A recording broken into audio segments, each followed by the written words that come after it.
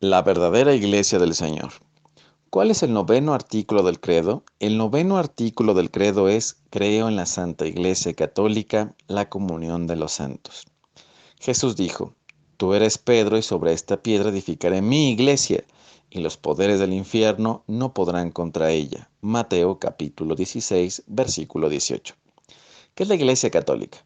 La Iglesia Católica es la reunión de los cristianos que tienen como jefe universal o pastor universal al sumo pontífice, y como jefe regional al obispo, y como jefe local al párroco, y creen y aceptan las verdades que los pontífices y concilios han declarado como ciertas.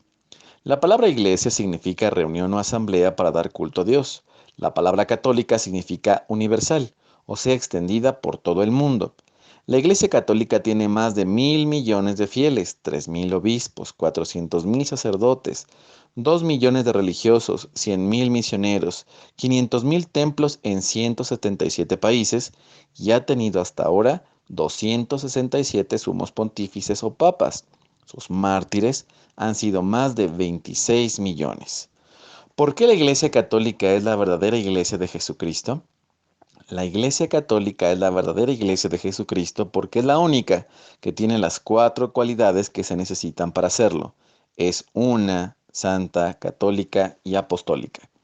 Una en la doctrina, en los sacramentos y en la cabeza suprema. Santa porque está santificada por Cristo y por el Espíritu Santo. Católica porque es para todos los pueblos del mundo. Y apostólica porque se remonta a los apóstoles. Que la iglesia sea una significa que todos los católicos tienen los mismos sistemas de creencias. Que sea santa significa que brilla ante los demás por sus buenas obras y ayuda mucho a sus fieles a llegar a la santidad. Que sea católica significa que es universal, que está en todas partes. Que sea apostólica significa que viene directamente de los 12 apóstoles. El Papa es sucesor de San Pedro y los obispos son sucesores de los otros apóstoles. ¿Quién es el Papa? El Papa es el sumo pontífice de Roma, sucesor de San Pedro, vicario de Jesucristo en la tierra, a quien estamos todos obligados a obedecer. Papa significa padre, sumo pontífice, el que hace puentes, y que sea sucesor de San Pedro y vicario de Jesucristo es que sigue realizando las encomiendas que le encargó Jesús a San Pedro. Precisamente Jesús dijo a San Pedro, y en la persona de él a todos los sumos pontífices que lo iban a reemplazar después: apacienta mis ovejas, apacienta mis corderos. Juan capítulo 21.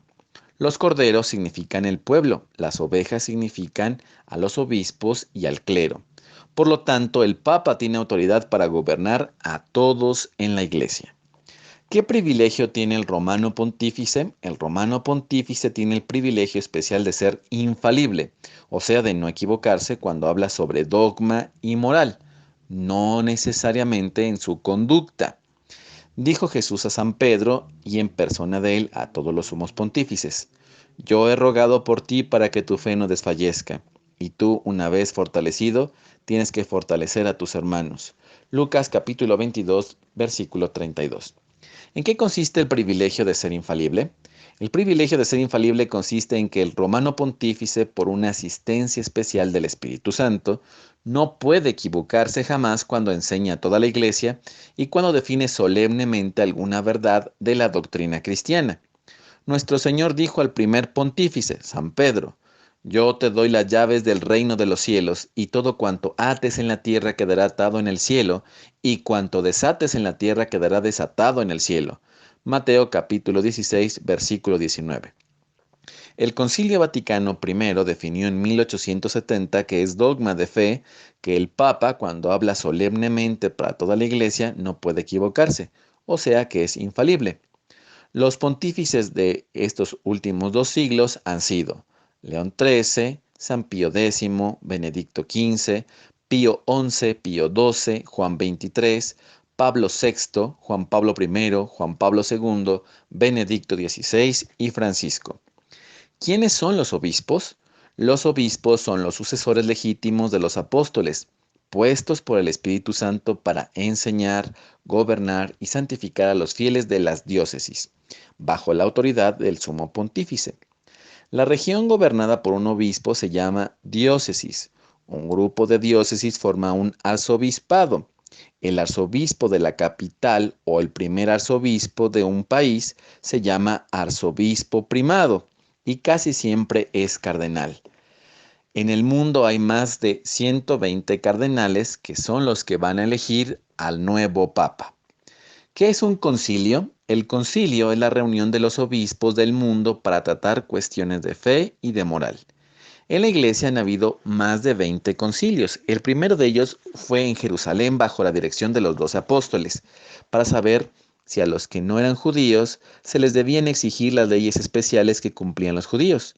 Allá se decretó que a los no judíos no había de exigirles ciertas leyes de costumbres que obligaban al pueblo judío.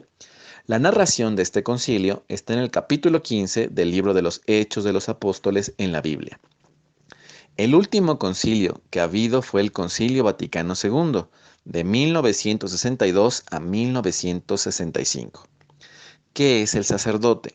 El sacerdote es el ministro sagrado encargado de distribuir la palabra de Dios y administrar los sacramentos, ofrecer oraciones y sacrificios agradables al Señor por la salvación de todo el pueblo. La palabra sacerdote significa el que ofrece sacrificios. En la Santa Biblia dice, todo sacerdote es tomado de entre los hombres y está puesto en favor de los hombres, en lo que se refiere a Dios para ofrecer dones y sacrificios por los pecados. Y puede sentir compasión hacia los ignorantes y extraviados, porque Él está también lleno de debilidades, y a causa de estas miserias tiene que ofrecer sacrificios no solo por los pecados de los demás, sino también por los suyos. Hebreos capítulo 5. Además de la Iglesia Católica, hay otras iglesias, ¿sí? Además de la Iglesia Católica, hay la Iglesia Ortodoxa, que se separó de la Iglesia Católica en el año 1000, y la Iglesia Protestante, que se rebeló contra la Iglesia Católica cerca del año 1520. La Iglesia Ortodoxa tiene 200 millones y se parece mucho a la Iglesia Católica, solo que no obedecen al Papa. Están en Grecia, Turquía, Egipto, principalmente en Oriente. La Iglesia Protestante se fundó por un sacerdote rebelde, Martín Lutero, que se salió y se casó en 1520. Ellos niegan 10 verdades muy importantes de la fe. Por ejemplo, no creen en la misa, ni en la Virgen María, no rezan por las almas, ni aceptan que puedan rezar a los santos, y son casi siempre enemigos de la Iglesia. ¿Quiénes forman parte de la Iglesia Protestante? La Iglesia Protestante, también llamada evangélica, está formada por muchas denominaciones a las que llamaremos sectas, que niegan verdades muy importantes para la fe. Estas sectas o denominaciones, entre más conocidas, son los Testigos de Jehová, los Adventistas, los Bautistas, los Pentecostales, los Mormones y Evangélicos, y últimamente todos ellos se hacen denominar simplemente cristianos.